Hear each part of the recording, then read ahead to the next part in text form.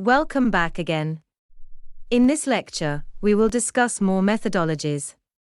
So on we go.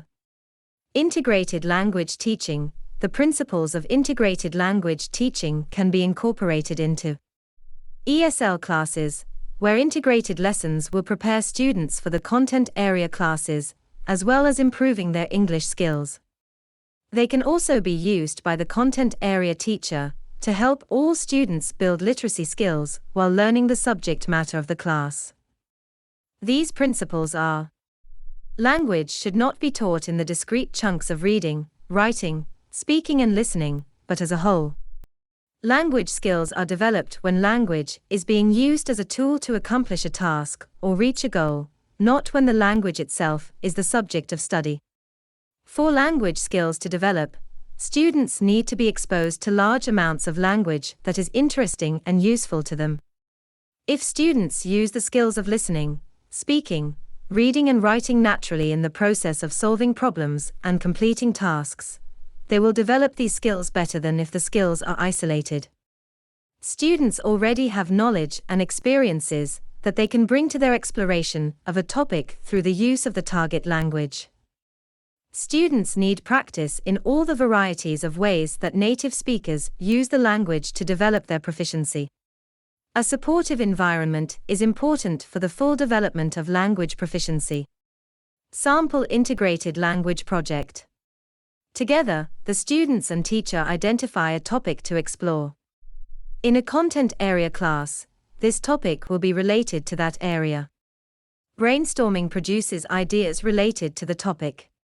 Web diagrams, Venn diagrams, and other methods of semantic mapping can be used to stimulate thinking and develop subtopics. The teacher helps the students draw on their background knowledge, experience, and cultural heritage in developing the topic. Students use all the skills of language, reading, writing, speaking and listening, in exploring the topic and communicating about it.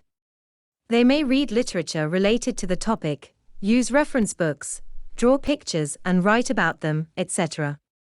The language experience approach, readily adaptable methodology for second language learners and students in bilingual programs at a variety of levels. This approach has a number of features which enhance whole language learning for LEP students. Students learn that what they say and think is important enough to be written down. They learn how language is encoded by watching as their oral language is put into print, and they use familiar language, L1, in follow-up activities, which investigate language structures they have learned. There are 6 basic steps in the approach. Share and discuss an experience. This can be a trip, an activity such as cooking, playing a game, or role-playing, a book wordless or with words, a story, a trip, a science experiment, a personal narrative, a film, or a video. After the discussion, elicit dictation from individuals or the group. Write student suggestions on the blackboard, chart paper, or overhead projector for all to see, using the student's exact words without correcting or changing. With the students, read and revise the story together. Periodically, read back the dictation, asking if it is what the students intended. Encourage students to suggest changes to improve the piece. In the context of taking dictation and helping students with revision, you can teach and reinforce such skills as letter sound correspondence, usage, capitalization, punctuation, and word endings and parts. You can also teach such composition skills as using a strong lead and organizing a story chronologically. The revised story is copied to be saved and reused. Read and reread the story together. Individuals may read with or without you, and the class may read in chorus. Invite students at various levels to participate in different ways. Having students of different proficiency levels work together can be very helpful. Have students use the piece in many follow-up activities, including matching activities, writing activities, copying, unscrambling words or sentences from the story, etc. Students can illustrate the parts of the story that they dictated, making a cover, and turning the story into a class small or big book. Select follow-up activities based on student levels. Beginning students might search for certain words and underline them, read the story in chorus, or participate in an oral cloze activity. In a cloze activity, every NTH word is left out of a passage for students to fill in. Intermediate students might unscramble sentences, choose words and make cards for a word bank, or match sentence strips to sequenced pictures from the story. Duplicate the story and have students use small copies for reading, selecting, and practicing vocabulary words. Children may enjoy making covers for their own copies of the story, illustrating the pages, and taking the books home to read to family members. Older students may enjoy publishing their books on the computer, editing each other's stories and collaborating on page layout and design. Students may move from reading their own or class pieces to trading and reading others' work.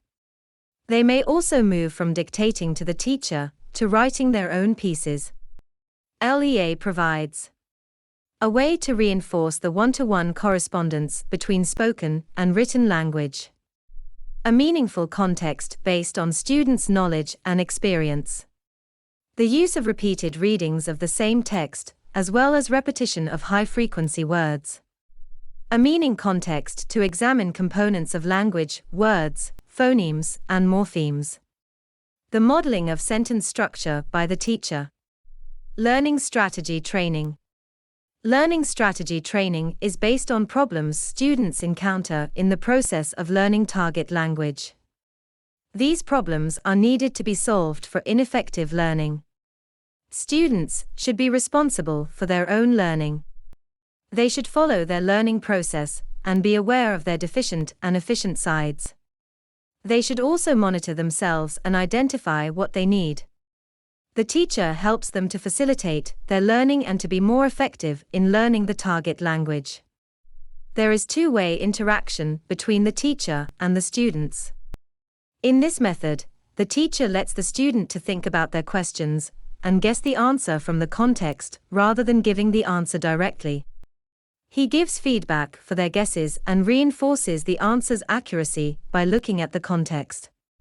After the practice is done, students discuss about their performances and they express what they think about the usefulness of the strategy. They identify what they acquire and what they need more. Linguistic approach enables learners to see how the language works to communicate ideas in written form. How thoughts can be linked within a discussion, both in terms of connections from sentence to sentence and in terms of relationships between ideas and sections of a discussion. Low effective filter. Students are best able to absorb and mentally process the language input they receive when they are in an environment where they are relaxed and their anxiety level is low. The teacher can provide this by making the classroom a warm, supportive place where students feel free to take risks with language. Meaningful communication. Research shows that more learning takes place when students are engaged in communication that is meaningful to them, because more of the content and structure of the communication enters long-term memory. Communication is meaningful when it touches on the students' real lives or centers on topics chosen by and of interest to the students. Teachers can ensure that meaningful communication happens in the classroom by allowing students to choose books, materials, and topics that interest them when appropriate. Metacognitive strategies. The process of purposefully monitoring our thinking. Characterized by matching thinking and problem-solving strategies to particular learning situations, clarifying purposes for learning, monitoring one's own comprehension through self-questioning, and taking corrective action if understanding fails. The use of metacognitive strategies implies awareness, reflection, and interaction, and strategies are used in an integrated, interrelated, and recursive manner. Studies have found that when metacognitive strategies are taught explicitly, reading comprehension is improved. Metacognition is defined as cognition about cognition, or knowing about knowing. It can take many forms. It includes knowledge about when and how to use particular strategies for learning or for problem solving. Wikipedia page 1. This would include approaches to learning, monitoring comprehension, and evaluating the progress. An instructor must use these skills to help learners perform better on exams and become more proficient. An example of this would be for a teacher who discovers blocks in learners' abilities, finding new methods in order to obtain comprehension for the learner. This may mean an additional road to take to help the learner understand the lesson. Learners tend to know their strengths and weaknesses, and instructors should try and find them to help the learner strengthen those weaknesses. Well, that is all the time we have today. I hope to see you next time, as we will continue discussing methodologies.